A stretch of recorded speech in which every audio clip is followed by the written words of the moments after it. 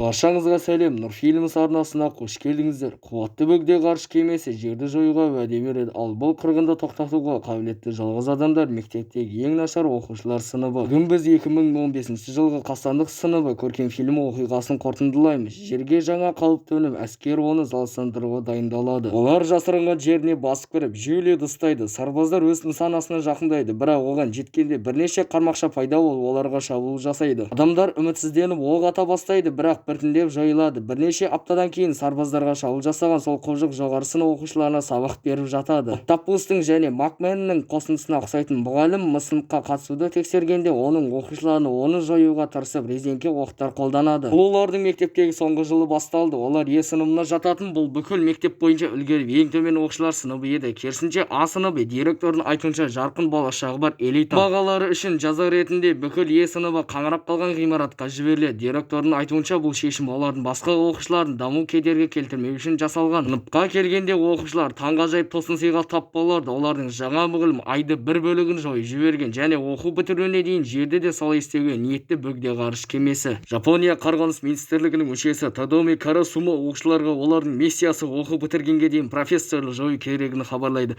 Әйтпесе бүкіл ғаламшар жойылады. Алайда бір мәселе бар. Ол құбыжық өте жылдам. Тіпті кәсіби агент те оған бір ретте тигізе алмады. Сары құбыжық үмітпен келісім жасағаннан, яғни оны өлтірсе де қарсы еместігін, бірақ ол Е сынып мұғалім бола алатынын айтады. Тадоми содан кейін қорғаныс министрлігі жасаған оқтар мен пышақтарды таныстырады. Бұл қарулар адамдар үшін зиянсыз, бірақ құбыжыққа қарсы өлімші әсер ететін арнайы материалдан жасалған. Шындығына дәлелдеу үшін профессор ер адамның қолына мылтықты алып өзінің қамқоршысына оқ атады. Оқушылар бұл көріністен қорқады, бірақ бірнеше секунд ішінде жараланған жерде жаңа мүше пайда болып құбыжық қалпына келеді. Агент бөгде ғарыш кемесінің неліктен үмітпен мұндай келісім жасаған ешкім білмейтінін айтады, бірақ мұғалім оларға ешқашан зиян тигізбейтін деп уәде еткендігіне оқушылар қауіпсіз. Соңында ол құбыжықты жойып жерді құтқарған адамға 10 миллиард мен 77 миллион долларға тең сыйақы берілетінін айтады. Содан бері Тадоми оқушылар дайындау үшін мұғалімнің көмекшісі болады. Оған қоса ағылшын тілінен сабақ беру үшін тағы бір мұғалім жұмысқа алынады. Оның аты Ирина Элавич. Ғаламшанға тәуіп төндіретін сол қуатты жанды өлтіруге жіберілген өте білікті агент. Алайда тіпті мини пулеметінің көмегімен де әйел өз операциясына табысқа жете алмады. Үзілістер кезінде Тадоми оқушылар жаттықтырады. Олардың жауынгерлік дағдылары біртіндеп жақсара бастайды. Сынып мүшелерінің бірі Нагиса сол сыныпқа келген сәттен бастап мұғалімнің барлық әлсіз тұстарын зерттеді. Ол тіпті оның көңіл күйіне байланысты бетінің түсі өзгеретінін де анықтады. Bir күні оның үш әріптесі оны өздерінің айтуынша мінсіз бала алатын жоспарға қатысуға көндіруге тырысады. Нагиса әлі әрекет етудің дұрыс уақыты емес деп есептеді, бірақ сыныптастарының қысымынан берілді. Сабақ жалғасып жатқанда Нагиса мұғалімге тапсырмасын бітіргенде хабарлап оған жұмысын апаруға тұрады. Ол қолына пышақ жасырып жүреді, бірақ 68 аяққа соққы беруге тырысқанда оның шабуылы залсыздандырылды. Нагиса содан кейін мұғалімді құшақтап бірнеше секундтан кейін бомба жарылады. Кейбір оқушылар ақыры сол құбыжықты жойдық деп сеніп қуанады. Нагиса және жарылысты жасаған үшеуін құтқаруға тырысады. Олар резеңке оқтармен толтырған граната жасаған және Нагиса тек жеңіл жарақаттармен қалып сол ақ оқтармен профессор өлтіру жоспарлаған айтады. Басқа жаққа қарағанда оқушылар құбыжықтың бүкіл денесін жауып тұрған қабықшаны байқайды. Олар денені іздейді, бірақ үлкен сары бастың бірде-бір сызат алмаған және шын мәнінде бөлменің төбесіне тығылып бүкіл әңгімені тыңдап тұрғанын анықтайды. Ол айына бірде терісін ауыстыра алатынын айтады. Бұл тері өте қатты болғандықтан жарылыстың толық соққысын қабылдайды, сондықтан ол аман қалады. Алайда құбыжық Нагисаның өміріне қауіп төндіргені үшін жоспар құру үшеуіне қатты ашулы болады. Ол жек көрушілікке толған кезде оның беті қызарады. Бірнеше секунд ішінде сол үш оқушының ата-анасының үйлеріне барып, олардың ат-тақтайшыларын ұрлайды. Профессор үмітпенен жасаған келісімге байланысты оларға зиян келтіре алмайтынын айтады. Бірақ егер олар тағы да басқа әріптестерінің өміріне қауіп төндірсе, олардың отбасы мүшелері зардап шегетінін айтады. Қорқықты оқушыларға дәріс оқығаннан кейін ол барлығының орындарына қайтып оралды және сабақты жалғастыруды сұрайды. Бөгде ғарыш кемесі жоқ дейді. Сондықтан ол оқушыларға соның он мейраммен Куро-сенсей деп атауды ұсынады. Бұл идея барлығына әсіресе профессордың өзіне ұнайды және бұдан былай оның атына айналады. Кейінірек сол күні Тадоми мектепке келгенде оқушылардың баскетбол шеберінің айналасына жиналған және Куро-сенсейдің сол жерде тұзаққа қалып ішінде тұрғанын көреді. Ирина мен көп ұзамай келіп, екеуі де оқушылардан не болып жатқанын сұрайды. Оқушылар бұл тұзақты алдыңғы күні құрған және мұғалімді ұстай алғанын хабарлайды. Бір жақтан екінші жаққа айналып жатқан кезде тор босап Куро-сенсей құлап кетеді. Оқушылар оған оқ ату мүмкіндігін пайдаланады. Алайда ессіз сегіз аяқ одан да жылдам және көзді ашып жұмғанша мектептің төбесінде пайда болады. Сол сәтте мектепте жаңа мүше келеді. Оның аты Карамба Экабана және ол зорлық-зомбылық мінез құлқы үшін А сыныбынан шеттетілген. Оң қолына мұғалімге қарсы материалдың бірнеше бөлігін жабыстырып, жаңа сенсеймен амандасу үшін оның тиімділігін тексереді. Ертесіне сыныпқа келгенде Куро-сенсей үстеліне пышақталған сегізаяқты көріп таң қалады. Карма болған жағдайға кешірім сұрап, ол жануарды өзінің мұғалімі деп ойлап өлтірдім деп мәлімдейді. Сол кезде бөгде ғарыш кемесі балаға жақындап, оған сәл қарама-қайшылықтың күшін көрсететінін айтады.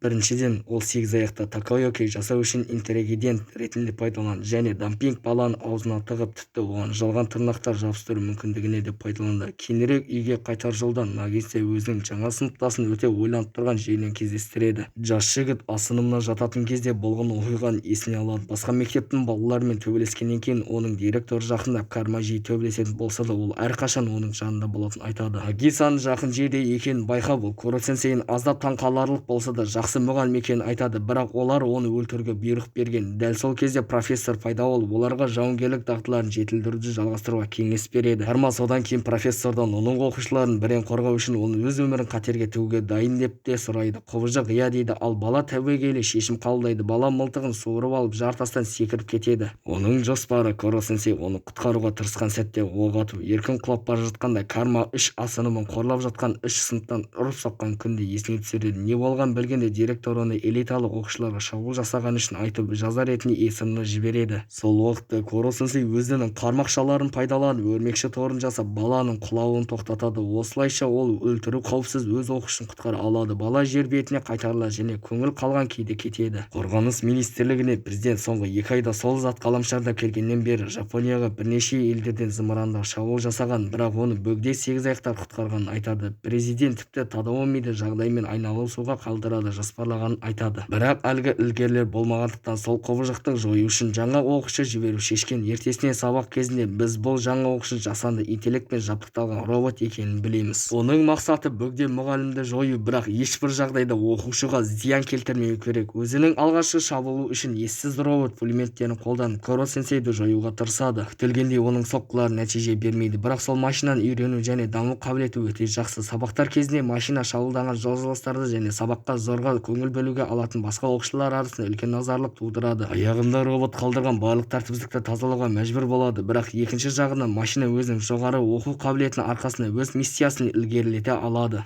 Егер осылай дамуды жалғастыра, оқу бітіруге дейін мұғалімді келесі соққыда нокаутқа түсіру мүмкіндігі 0,001%-дан 90%-ға дейін артады. Алайда бұл пайыз оқушылар үшін ештеңе білдірмейді. Олардың жалғыз алаңдаушылығы сабақ кезінде оларға мазасыздық тудыру тоқтату. Сондықтан роботтың атуы жалғастыруына жол бермеу үшін олар оның қару-жарағын қолдануға кедергі келтіріп, оны тізбектейді. Сабақтан кейін Куро-сенсей өзінің ең жаңа оқушысына жақындап, оған барлық оқушылардың деректері бар қағаздар иіндісін көрсетеді. Осылайша робот әріптестерімен қарым-қатынас жасауды және жақсы қарым-қатынас орнатудың ең жақсы жолын білу үшін оларды зерттей алады. Келесі күні таңертең оқушылар мектепке келгенде телефондарына хабарлама алады. Хабарламаны ашқанда жасанды интеллект олармен өзара әрекеттесуді жеңілдету үшін өзінің қосымшасын жасауды шешкенін хабарлайды. Аяно тағы да жаңа сыныптасқа ат қоюды ұсынады және барлығы оны Рицу деп атауға келіседі. Робот жаңа оқушының ауысып келгеніне және мектепке жақында келетінін хабарлайды.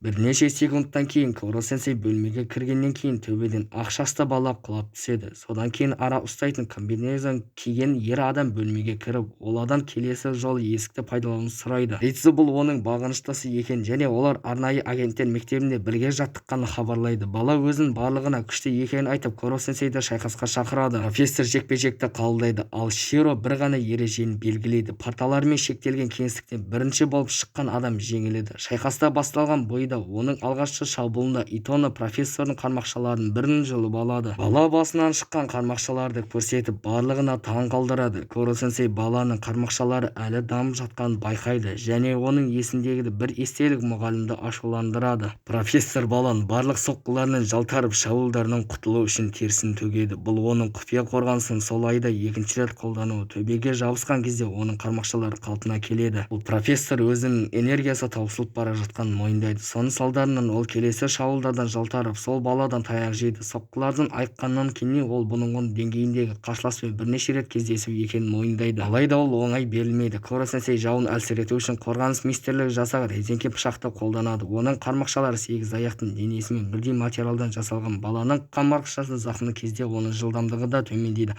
ал мұғалім Итононы сыныптан лақтырып жіберу мүмкіндігіне пайдаланады. Бала профессордың терісімен қорғалғандықтан жарақат алмаса да, ол рингтен тыс болады. болады, сондықтан шайқаста жеңілді. Содан кейін Широ өзінің шәкіртін алып көп ұзамай ораламыз деген уәдемен кетеді. Сабақтың соңында Нагиса мен Каяно мұғалімге неліктен сыныбының мұғалімі болуды таңдағанын сұрау үшін жақындайды. Сол сәтте Коро-сенсей мұны біреуге берген уәдесін орындау үшін жасағанын айтады. Алайда ол әлі кім екенін немесе қандай уәде бергенін айта алмайды. Келесіде Нагиса олардың бөгде профессорды бір күні жоя алу үшін қазір не істей алатынын сұрайды. Бұл сұраққа жауап ретінде Коро-сенсей оқушыларға демалыс күндерін мектепте өткізуін ұсынады, өйткені ол да мектепте қалады. Бұл оқушылар үшін оны жоюға тағы бір мүмкіндік болады. Сынып бұл идеяны қабылдайды, ал мұғалім бұл демалыс күнгі іс-шараны қастандық жаттығу лагері деп атайды. Коро-сенсей өзінің супер жылдамдығын қолданып оқушыларға ең қиындық тудыратын пәндерге көмектесу үшін нақты сабақтармен бөлек оқытады. Түні Тадамиге оның басшысы қоңырау шалып, жаңа жаттығушының келгенін хабарлайды. Көп ұзамай Коро-сенсей Тадамидің бөлмесіне келіп, оның махаббат өмір туралы сұрағанда ол ойланып қалады және сүйіктісін жоғалтқан сәтті есіне түсіреді. Келісілгендей келесі күні таңертең Акира Такоға мектепке келіп, өзінің сыныбының жаңа жаттықтырушысы болатынын хабарлайды. Бірақ жаттығуды бастамас бұрын Такоға оқушыларға таңғы ас алып келеді.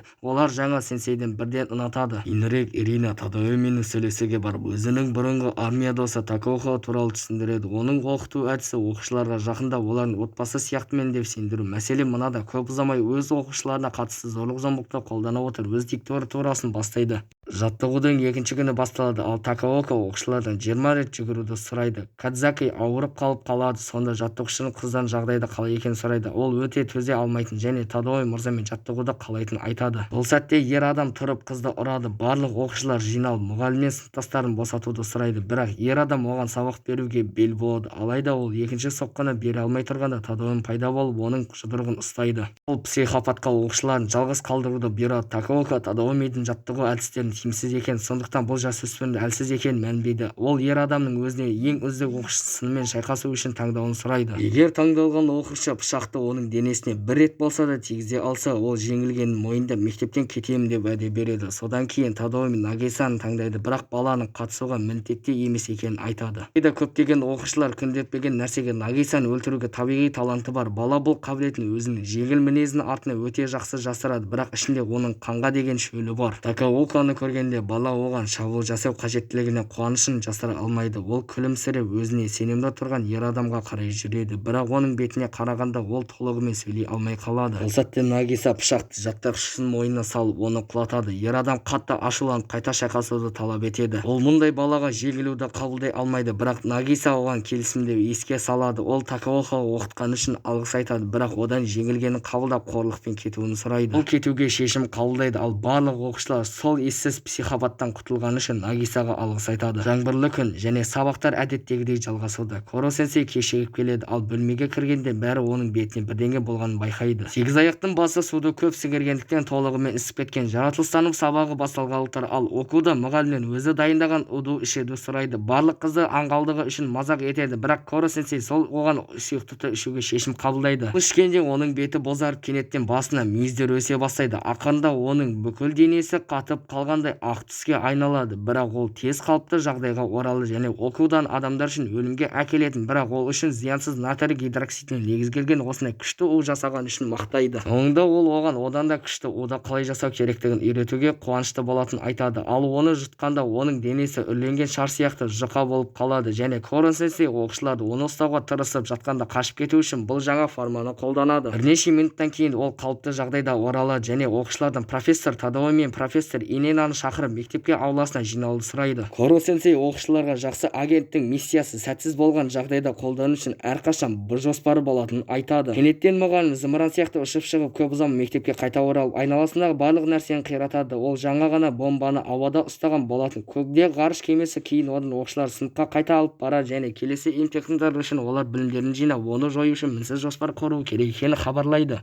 Бұл ізденісте оларға көмектесу үшін олар әр пәннің ең жоғары балл жинаған оқушыларға оның бір қармақшасын жоюға рұқсат беретінін айтады. Әрбір жоғалған қармақшамен оның жылдамдығы төмендейді және оқушылардың оны сәтті жою мүмкіндігіне артады. Осылайша Коро-сенсей оқушыларына ақылдарына одан да көп көңіл бөлуге тамаша ынталандыру береді. Сабақтың соңында оқушылар үйлеріне қайтып оралғанда мұғалім өзінің ағылшын тілінен ең үздік оқушы Накамура тілдің практикалық тәжірибені беруді шешеді. Одан кейін Коро-сенсей оны ағылшын тілімен тікелей байланыстыра бола алатын Америка құрама штаттарына сынақтарына алып барады. Содан кейін ол емтихандан үздік оқушы құраманы Қытайдың ұлы қорған биіктігін есептеуге алып барады. Ал Кайоно Пизаның қисық мұнарасының еңкею бұрышын білу үшін Италияға барады. Осылайша барлық оқушылар Жапониядан тыс академиялық тәжірибе өмір сүре алады. Ал Коро сенсей өзінің бітіру фотоальбомын аяқтай алады. Емтиханнан кейін Накамура оқу және Акарма сәйкесінше ағылшын жаратылыстан және математика пәндерін ең жоғарыға баға алғандар болады. Сондықтан үшеуінің әрқайсысы қорытынды емтихан күні өз мұғалім бір қармақшасын жоя алады. Ертесіне оқушылар Коро сенсейді жою жоспарын орындауға дайындалады. Олар өз миссияларына табысқа жету үшін қажетті барлық құрылымды салады. Сол түні от шашуды тамашалап отыр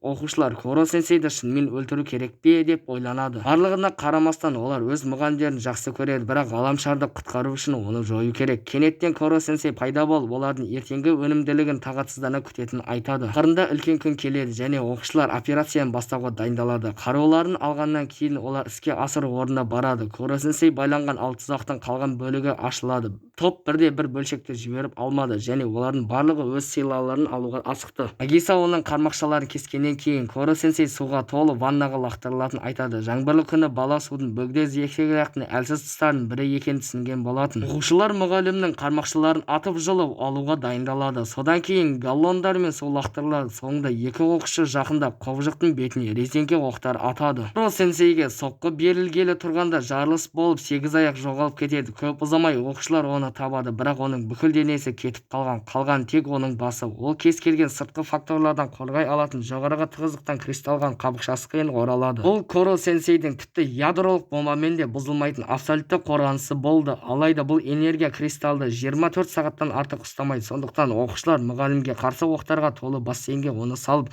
қабықша бұзылған кезде сегізаяқ оқтармен жанасу арқылы жойылады деген ойға келеді. Бірақ Коро сенсей егер олай болса, ол қайтадан жарылып оқтардың әсеріне ұшырамас бұрын олардың барлығын шығарып жібере алатынын айтады. Неттен ешқандай түсіндірмесіз кейбір оқушылар талып қалады, ал Кайоно олардың дене қызуының өте жоғары екенін түсінеді. Бірнеше минуттан кейін Такаока және оның тобы пайда болады. Ал ер адам кетпес бұрын кейбір оқушылардың сусындырған вирус салғанын хабарлайды. Ол вирус олардың денесіне енгеннен кейін егер олар антидот қабылдамаса 3 күн ішінде өлетінін айтады. Бұл жағдайда әрине ол сол вирусқа қарсы антидоттардың жалғыз иесі болды. Такаока кек алуға ұмтылып жүргеннен кейін Нагисаның кесірінен ол қорғаныс министрлігіне мазаққа айналғанын айтады. Тек баланы ойлау оны түнде дұрыс ұйықтатпайды. Такаока антидоттарды тек егер бала мұғалімді берсе ғана беретінін айтады. Алайда Нагиса мұны істегісі келмейді. Жағдайды нашарлату үшін Итоно пайда болып балаға шабуыл жасайды. Адоми оны құтқаруға тырысып жарақат алады. Бала Коро сенсейге қарсы қайта шайқасу алу үшін сол жерге Карма сенсейден кейін Нагисаны тартып, екеуі де мұғалімдердің ұрларын тоқтатуға тырысып қашып кетеді. Итоно олардың соңынан барады, ал Такаока антидоттарды алып өз адамдарымен қашып кетеді. Ал басқа оқушылар ауырып жатқан сыныптастарына көмектесуге тырысады. Карма мен Нагиса баладан жасырынуға тырысып мұнараға өрмелейді. Алайда ол олардың тауы өрмелеп бара жатқан салтаны жою үшін қармақшаларын қолданады. Нагиса содан кейін досына сфераны лақтырады. Оны бала тез ұстап алады. Карма шабуылдардан жалтарып құлап кете жаздайды. Итоно оны қармақшалармен ұстай алады, бірақ бала оған шабуыл жасау үшін сфераны қолданады. Карма қашуға тырысады, соңында құлап қалады. Сол сәтте Нагиса саты толығымен жойылмай тұрып мұнараға жабысып үлгереді. Қызыл шашты бала беріліп мұғалімді балаға беретінін айтады. Алайда ол сфераны досына лақтырады, ал Итоно оған шабуыл жасау үшін қармақшыларын тез босатады. Бірақ ол сол сәтте жаңбыр жауға бастайды деп күтпеді. Ал денесі су болған кезде бала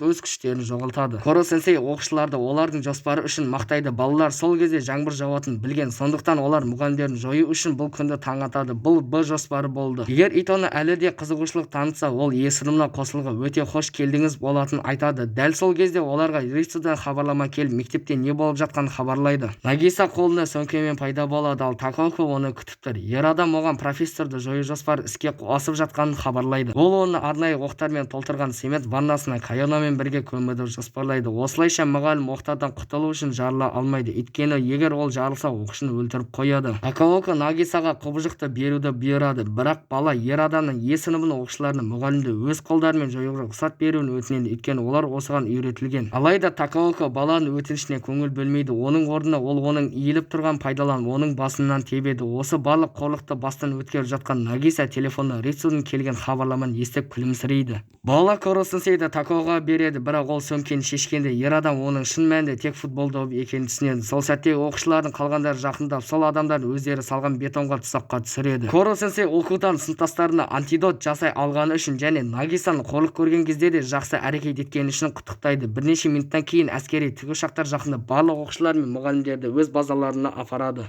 Олар бөгде ғарыш кемесі қозғала алмайтындай, ол әлі де сфераның ішінде тұрғанда оны жою стратегиясын жүзеге асыруды жоспарлады. Қорғаныс министрлігі құбыр шығарылса да шыға алмайтын баспана дайындайды және олар сол жерде мұғалімге қарсы шаралармен толтыруды жоспарлайды. Бірақ алдымен олар сегіз аяққа өз оқушыларына соңғы өздеріңіз айтуға рұқсат береді. Кен зейінмен олар мұғалімдердің соңғы сөзін тыңдап экранға қарайды. Құбыжық оқушыларды осы жолдағы өнімділігімен өсу үшін құттықтайды. Ол олардың өсіп келе жатқанын көруден артық бақыт жоқ екенін айтады және олардың мұғалімі болу мүмкіндігі үшін алғыс айтумен аяқтайды. Жылдамдықпен бүкіл сфера арнайы оқтармен жабылады және жарылысқа дейін кері сынақ басталады. Бұл ақыры болғанда баспана өзгеріссіз қалады және барлығы бөгде ғарыш кемесі жойылды деп сенеді. Оқушылар көздеріне жас алады, өйткені олар өз мұғалімдерінің өлімін қабылдағысы келмеді. Нагиса жылап жатқанда оның артынан қармақшылар шығып, оған бет орамал ұсынады. Бала артына қарап, Куро-сенсейді көріп таң қалады.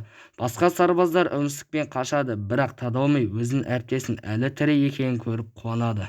Жеңілдеген оқушылар мектептегі күнделікті өміріне оралады. Оған үлкен сары сегіз аяқ басына таңертеңгі оқ ату кіреді. Сіздер қалай ойлайсыздар? Сыныбы оқып бітіруге дейін Куро-сенсейді жоя ала ма, әлде бөгде профессор жерді жоюға табысқа жете ме? Осылайша бүгінгі менің киношоуым аяқталды. Егер фильм ұнаса, бізге тіркел, лайк басып, мені қолдап кетіңіздер. Алдағы уақыттаған көптеген киношоулар шығады, соны бірге көрейік.